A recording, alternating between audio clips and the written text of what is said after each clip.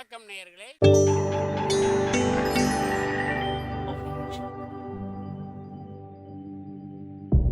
மகிழ்ச்சிக்கோர் தென்கட்சி என்ற அலைவரிசையில்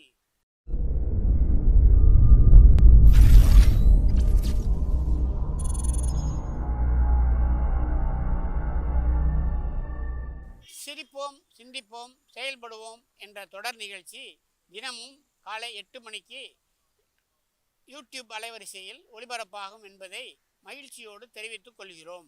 ஒரு வயசான பெரியவர் தன்னுடைய 9 வயசு மகனை அழைச்சார். மகனே, உனக்காக இந்த உலக பொருள்கள் எதையும் நான் விட்டுட்டு போகலை. ஆனாலும் நான் உங்ககிட்ட சொல்கிறதுக்கு ஒரு முக்கியமான செய்தி இருக்குது. அதை நான் உங்ககிட்ட ஒப்படைக்கணும்னு நினைக்கிறேன்.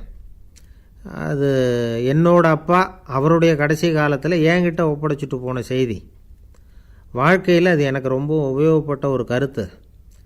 எங்கள் அப்பா என்கிட்ட கொடுத்த ஒரு பொக்கிஷம் அது. அதை இப்போ நான் உன்கிட்ட கொடுத்துட்டு போகிறேன். இப்போ உனக்கு இது புரியாது, ஏன்னா இன்னும் நீ பெரிய மனுஷன் ஆகலை. ஆனாலும் இப்போ நான் உன்கிட்ட கொடுக்கறத நீ பத்திரமா வச்சிரு. பிற்காலத்தில் அது உனக்கு உபயோகப்படும். இது ஒரு திறவுகோல் மாதிரி. பெரிய பெரிய பொக்கிஷங்களின் கதவுகளை இது திறந்து விடும் அப்படின்னு சொல்லி விஷயத்தை சொன்னார். மகனுக்கு அந்த விஷயம் அப்போ புரியல. ஆனாலும் பிற்காலத்தில் அதுதான் அவருடைய வாழ்க்கையை மாற்றி அமைச்சு தான். சரி, அப்பா சொன்ன அப்பேற்பட்ட செய்தி என்ன? அது ஒன்றும் பெரிய விஷயம் இல்லை, எளிமையான ஒரு கருத்து தான். அவர் என்ன கருத்து சொன்னார்னா, மகனே, யாராவது உன்னை மனம் நோகும்படி செஞ்சுட்டா அதை பற்றி 24 மணி நேரத்துக்கு தியானம் பண்ண போகிறதாகவும் அதுக்கு பிறகு பதில் சொல்கிறதாகவும் சொல்லிவிடு, அவ்வளவுதான் அப்படின்னாராம். அதாவது யாராவது நம்மளை திட்டுனா உடனடியாக பதில் சொல்லக்கூடாது. இதை பற்றி யோசிக்கிறேன், இதுக்கு நாளைக்கு பதில் சொல்கிறேன் அப்படின்னு சொல்லிவிடணும், அவ்வளோதான். இதுதான் அந்த அப்பா சொன்ன கருத்து. சின்ன வயசில் இது என்ன பேர்பட்ட ஒரு பெரிய ரகசியமா, இது ஒரு பெரிய விஷயமா அப்படின்னு தான் தோணும். அந்த பையனுக்கும் அப்படி தான் தோணிச்சான். ஆனாலும் அப்பா சொன்ன அந்த கடைசி வாசகம் அது அப்படிங்கிறதுனால அதை அப்படியே மனசில் பதிய வச்சுருந்தார். அந்த இளைஞர் ஒரு பெரியவரானார் ஒரு காலத்தில். அவரை ஒருத்தர் ஒரு கட்டத்தில் அவமானப்படுத்தி விட்டாராம். உடனே அவர் சொன்னார், ஐயா, இதை பற்றி நான் 24 மணி நேரம் தியானிக்கணும். அப்படித்தான் எங்கள் அப்பா எனக்கு சொல்லி கொடுத்துருக்கார். அவர் இப்போ இல்லை. அவர் பேச்சுக்கு மதிப்பு கொடுக்க வேண்டியது என்னுடைய கடமை. அதனால் தயவு பண்ணி மன்னிச்சுங்க. 24 மணி நேரம் பொறுத்து திரும்பி உங்களுக்கு பதில் சொல்கிறேன் அப்படின்னாராம். அவர் தியானம் பண்ணார். அதுக்கப்புறம் அவருக்குள்ளே ஒரு சின்ன தெளிவு ஏற்பட்டு போச்சான். அதாவது சில நேரங்களில் அவமதிப்பு கூட சரிதான்னு கூட அவருக்கு தோணிச்சான். அதாவது அவன் அப்படி பேசுனதில் ஒன்றும் தப்பு இல்லையே, நாமளும் அப்படி தானே நடந்துக்கிட்டோம் அப்படிங்கிறதெல்லாம் அவருக்கு தெரிஞ்சு போச்சு. மறுநாள் அந்த ஆளுகிட்ட போனார். ஐயா, நன்றி, நீங்கள் சொன்னது சரிதான். அது ஒரு அவமதிப்பு இல்லை, உண்மையான பேச்சு தான்.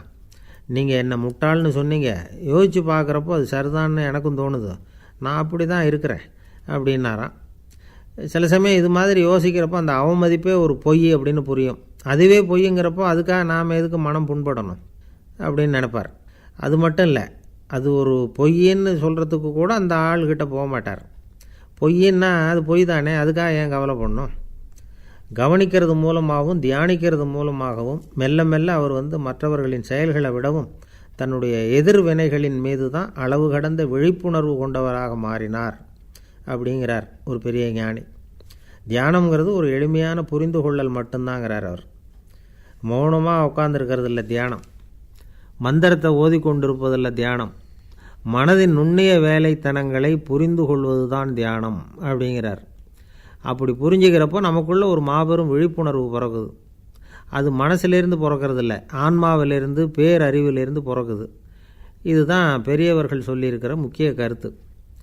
இந்த காலத்துலேயும் ஒரு அப்பா இருந்தார். கடைசி காலத்தில் மகனை கூப்பிட்டார். மகனே, உனக்காக நான் விட்டுட்டு போகிறது இந்த பெட்டி தான். இது எங்கள் அப்பா என்கிட்ட ஒப்படைச்சிட்டு போனது. இதை உன்கிட்ட நான் ஒப்படைச்சிட்டு போகிறேன். நான் இந்த உலகத்தை விட்டு போனதுக்கப்புறம் நீ இதை திறந்து பார். இந்தா அதுக்கான திறவுகோல் அப்படின்னு கொடுத்துட்டு கண்ணை மூடிட்டாரான்.